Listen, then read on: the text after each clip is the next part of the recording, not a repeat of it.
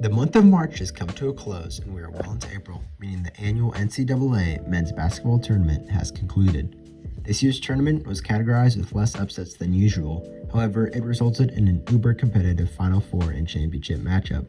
In this video, I'll cover important games, storylines, comebacks, and upsets that happened in this year's March Madness tournament. Round 1 of the tourney is known for chaos. Here, the full field of 64 teams are in play, meaning the chance for upset is at its highest. Yet, we only saw a couple bracket breakers this time around. The most impactful of these was McNeese defeating 5th seed Clemson 69-67. Coming to the game, McNeese guard Brandon Murray averaged 7.6 points per game in the regular season. Against Clemson, he scored a season-high 21, going 10 from 18 from the field and 1 for 2 from 3. The Cowboys held the Clemson offense to an astonishing 13 points at half. With their excellent performance against the Tigers, McNeese secured their program's first NCAA tournament win ever. Another notable upset happened on the western side of the bracket, as 11th seeded Drake defeated 6th seed Missouri. Unlike the McNeese game, Drake was actually the most picked upset of the tournament. Additionally, Kansas, a program that hasn't lost in the first round in 19 years, fell to a John Calipari-led Arkansas, a team to keep in mind for later in the tournament. Besides a few other matchups, the first round was chalk. The top 4 seeds in each region went a combined 16-0 for the first time since 2017, with the Big Ten going 8-0 in the first round. Conversely, only one ACC team made it to the second round, which was number 1 seed Duke.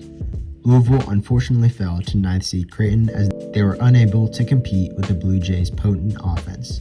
However, making the tournament alone was quite an accomplishment for a Louisville team that had finished last in the ACC the previous year with an overall 8-24 record.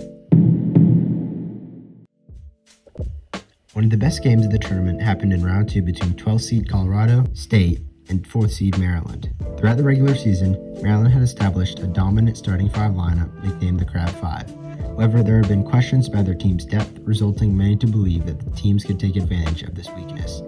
In this game, the Rams came out to an early 10-point lead that slowly dwindled by the time the first half concluded.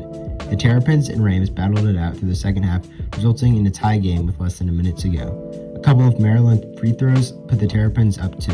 The Rams drove down the court with a possible game-clinching shot by Jalen Lake, who sank a 3-point shot, leaving 6 seconds to go. Yet, Maryland's Derek Queen pulls out some late-game heroics with a buzzer-beater fadeaway shot, clinching the game for the Terrapins.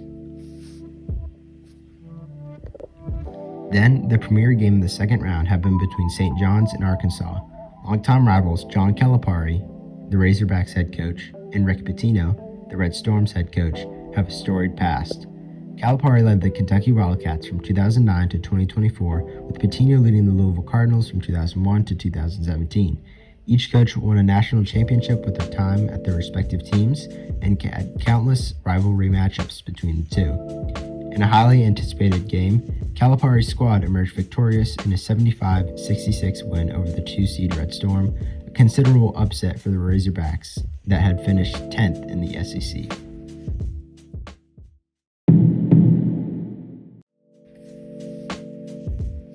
At this point in the tournament, it's been whittled down to a much more competitive field. In a showcase of offensive firepower, Alabama squared off against BYU. Both of these teams had established themselves as some of the most prolific offensive teams in the league, so it's no surprise that they combined for over 200 points. In fact, Alabama set a tournament record for made threes with 25, with Mark Sears leading the way with 34 points, going 10 for 16 from 3. While not a traditional Cinderella, Arkansas had proven itself to be a surprise underdog of the tourney as the 10th-seeded program faced off against Texas Tech in this round. Surprisingly, the Razorbacks led almost the entire game, where they were up by 16 at one point in the second. However, the Red Raiders started a comeback late into the second half. They had cut the lead to 3 with about 20 seconds left when Tech forward Darian Williams hit a 3-pointer to send the game into OT, where the Raiders closed out a 2-point win. In a fairly chalky tournament, this year's Elite 8 consisted of every 1 and 2 seed in each division facing off, except in the West, with Texas Tech being the lone 3 seed. Duke had a convincing win over Bama. Auburn and Michigan had a close battle on a night where neither team shot the ball particularly well, with Auburn closing it out in the end. In the Midwest, Houston dominated Tennessee after the Vols vanquished the Kentucky Wildcats in the Sweet 16. The best game of the round happened between Florida and Texas Tech. The Red Raiders had secured a solid lead going to the last 5 minutes of the second half. However, the Gators rallied behind star player Walter Clayton Jr. and closed out an 84-79 win. Clayton finished with a game-high 30 points. The Final Four is the pinnacle of college basketball, the penultimate games until two teams meet in the championship. For the second time in NCAA history, all four number 1 seeds advanced to the Final Four. The last time it happened was in 2008. Two of the best players in the country, Walter Clayton Jr. and Janai Broome, faced off in an SEC showdown between Auburn and Florida. It was a back-and-forth matchup all game, though Florida out-rebounded and shot better from the floor, resulting in a 79-73 victory for the Gators. Clayton finished with 34 points, a season high for him. He is the first player since Larry Bird in 1979 to have a 30-point game in both the Elite Eight and Final Four. In Houston's matchup against Duke, the college basketball world saw one of the sport's most notorious defenses against the high-powered Duke offense, its freshman phenom, Cooper Flagg.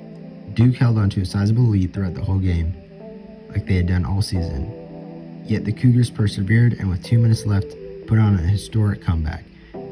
After a huge three by Emmanuel Sharp with less than a minute to go, he cut the lead to 3. A tipped inbound pass and a made layup shortened the gap, and all of a sudden it was a 1-point game. A couple of missed free throws by the Blue Devils and a couple made by Houston, and the Cougars were suddenly up by 1. Flagg and his team had 20 seconds to win the game, but the Houston D was stifling, and the Blue Devils fell to the Cougars 70-67 in a historic comeback.